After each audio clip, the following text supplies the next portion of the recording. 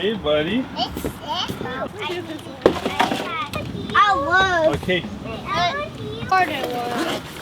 Tell me, those like.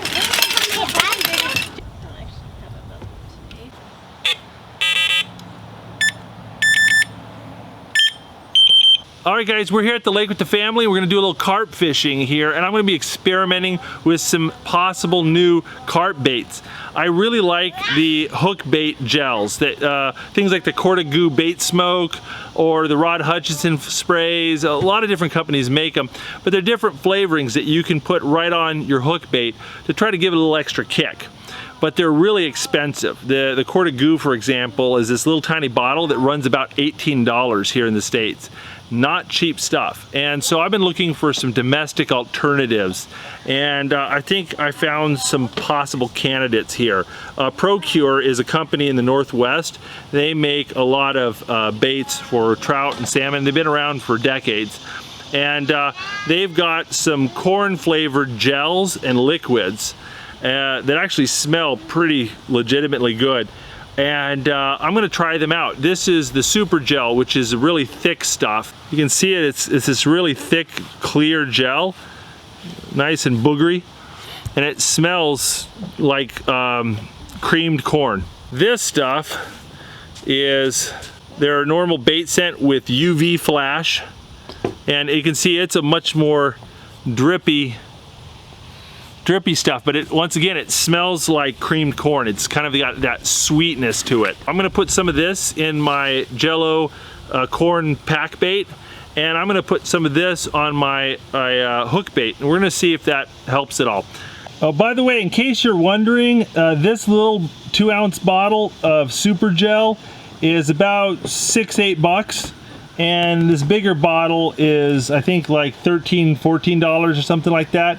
So this stuff is about 1/3 the cost of the Korda per ounce. This is about 1/3 the cost. I put a whole worm on my hook. You put a whole worm? Oh, you're gonna go catch something. No, but just looking at the worms makes me want to eat them. And you're gonna add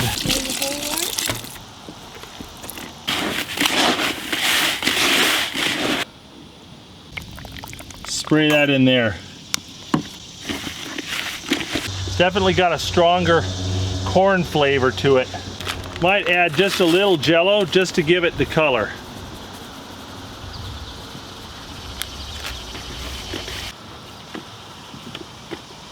So I'm taking a massive glob of dough right there, sandwiching that on, putting that corn right on the top. Check out this super gel. I gotta tell you what, that sticks on a lot better than the Korda does. I always wondered if the Korda just washes off as soon as you cast it. There you go, a little extra scent right on the top. Let's give that a go, see what happens. You know, this pack bait works really well for things other than carp too. The bluegill like it, catfish love it. Well, I'm gonna do some catfish in here, and I wanna catch a bluegill or two to use as bait. And these bluegill love corn, and I catch a lot of bluegill on corn. I've got just a bare hook here, and if I chuck it down there, surprise, surprise, I don't catch anything. Won't hit a bare hook. So I'm gonna do a little experiment. I'm gonna take some of this corn flavored super gel and just mush it onto the hook. So it's just a bare hook with this bait scent on it. It's clear bait scent. Let's see if the bluegill will bait it. That'll give me a good idea of whether this stuff actually works or not. Well, I got a bite. It didn't hook up, I got a bite, and after a couple casts, the gel is still on my hook, which tells you it coats better than a lot of other bait scents. Just for kicks, and in the name of science, I'm taking a little bit of strawberry jello and mixing it with this super gel. Let's see what happens with that. Just looks like a little strawberry jam. Strawberry jam on the end of my hook. Oh, yeah, look at that. There you go, a little bluegill on just the Procure super gel and some strawberry jello. We're gonna go put him on a catfish hook. On one of these big Muddy River whisker stick floats. Big old live bluegill. We're gonna chuck him out here, See if we can't hook a flathead or something while we're carp experimenting. You want to catch a bluegill? Yeah. All right, let's get you some bluegill. Let's put a little kernel of corn on there and see if that helps.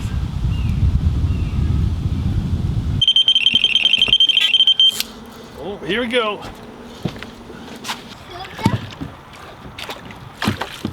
There we go, got it. There we go. Oh, he inhaled that fake corn. Well, so far our carp fishing is off to a pretty typical start. We landed a channel catfish. Man, they love carp bait, and that sweet corn gel worked just fine. Guys, this is the thing about catfishing. Don't go down the stink bait hole. I mean, you don't need to use raunchy baits to catch catfish. I was here last week and a guy was using rotten fermented chicken livers, and it was just foul to be within 50 feet of the guy. I'm using sweet corn and jello, and I'm catching way more fish. Jake, are you eating the corn? There you go. That's your corn.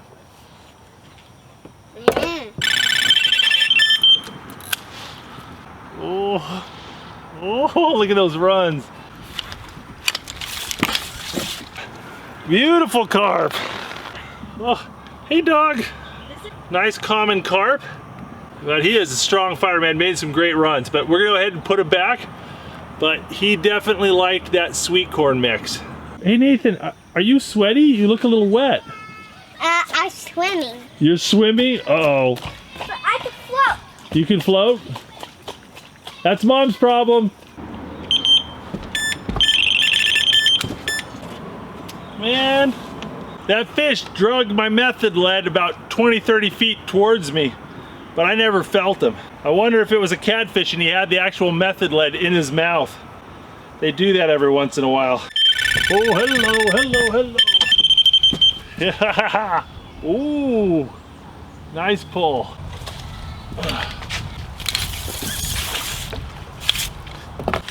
Oh, nice chunky carp. There, whoa. There we go, another beautiful common carp. This one just plowed into that fake corn, man. He liked that a lot.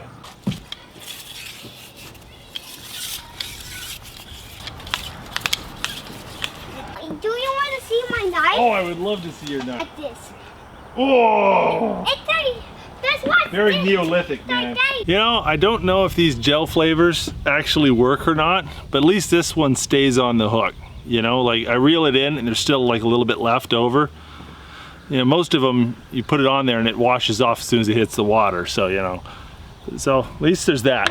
Well guys, I need to get going home and I promised my wife would be there at 7:40, so I'm gonna do the fishing pack up here and we're gonna fish right up to the edge. We're gonna tempt fate.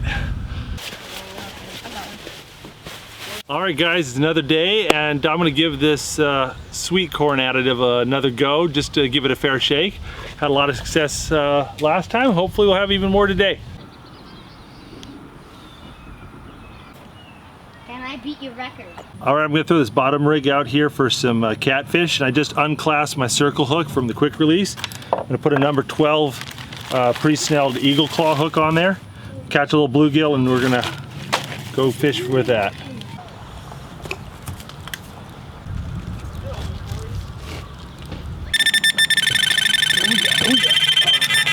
Oh, there we go. Whoa, that must be some fish. You wanna try it? I can try it, Leo. Okay. Hey, come here. Now listen, nothing, as long as you don't drop my rod in the water, nothing's a big deal. Okay, you keep that rod up, you gotta keep it up. Don't let them bow your rod. Make them bow to you. Yeah. Reel them in real fast, real fast, real fast, real fast. There you go. You got it, buddy. You Keep got reeling. it. That's a big carp. Carp. That's a That's carp. it, Okay, Keep reeling. now you just walk back, walk back. Oh, right, it's a decent fish. That's a big one. Oh. Big catch. Dang, he liked that corn. Nice, big, powerful common. You wanna try holding him? Okay. Here, come over here. My hand's in between his two pectoral fins. Okay. And over here, right underneath this back fin. Here. Oh. Say cheese. Cheese. Look Look at you, big guy. Nice fish. What are you? Hey, my pleasure. I got to use that yet. Oh, that's a screamer.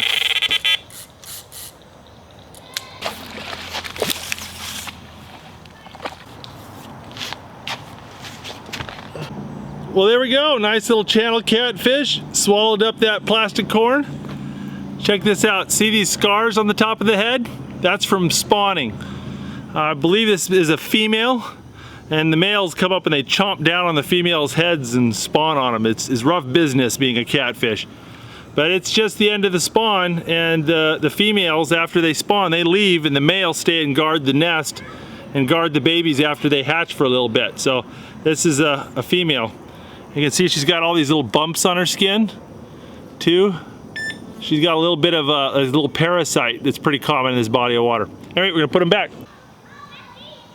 Oh, look at that, hooked a bluegill. That's the nice thing about using these hair rigs. The bluegill love the corn and they love to hit this, but they can't swallow it. You might snag one occasionally, but in order to get the hook in their mouth, they have to be quite a substantial fish. So the hair is a great way to keep small fish off your rig. I get a lot of people asking me questions about my rod pod. This is from Signet. It's the Grand Sniper DL, and I've got 3 Delcom bite alarms on the top there. And you know, it's one of those things that's not necessary for most fishing situations, but it's really fun to have. You know, I do a lot of filming and I'm watching kids, and so I'm fiddling with cameras and chasing boys. It's nice to have these bite alarms on so I know what's going on.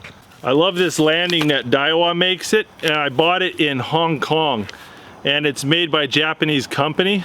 And while I was in Hong Kong, I got an adapter that they sell that allows you to put Chinese nets on Japanese landing net handles.